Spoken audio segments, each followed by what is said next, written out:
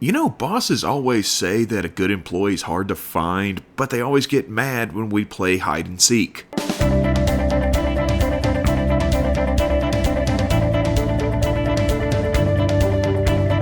Hey folks, welcome to This Week in History, and right up front we want to go ahead and thank our patrons, Steve Stevens, Clayton Jaimes, and the Hayes family. We appreciate your support, and we appreciate the support from all of you through liking, subscribing, sharing, all that good stuff. But of course, if you want to do a little bit more, you can check out our Patreon, the link's down in the description. So yeah, with that out of the way, let's get to it. On November 14th in 1910, aviator Eugene Burton Ely performed the first takeoff from a ship at Hampton Roads, Virginia, after taking off from the deck of the USS Birmingham. And yeah, it might be pronounced Ellie, but yeah, whatever. On November 15th in 655, Pinda of Mercia was defeated by Oswy of Northumbria at the Battle of Winwade. This was important, seeing as Pinda died and he was the last pagan king in England, so it's seen as the end of English paganism. In 1777, after 16 months of debating, the Second Continental Congress approved the Articles of Confederation, which was the precursor to the Constitution and was more or less a layout for how the independent states would work together with a weak national government. And yeah, of course, this was replaced by the Constitution in 1789. On November 16th of 1491, the case of the Holy Child of LaGuardia was decided and announced in Avila of modern-day Spain, followed by the public execution of 9 people found guilty of blood libel. Okay, so this is an interesting one. So a converso, or Jew that had converted to Catholicism, was arrested, tortured, and questioned, and eventually it was decided that he and other conversos, as well as some Jews, had kidnapped a Christian child, crucified it, and bled it dry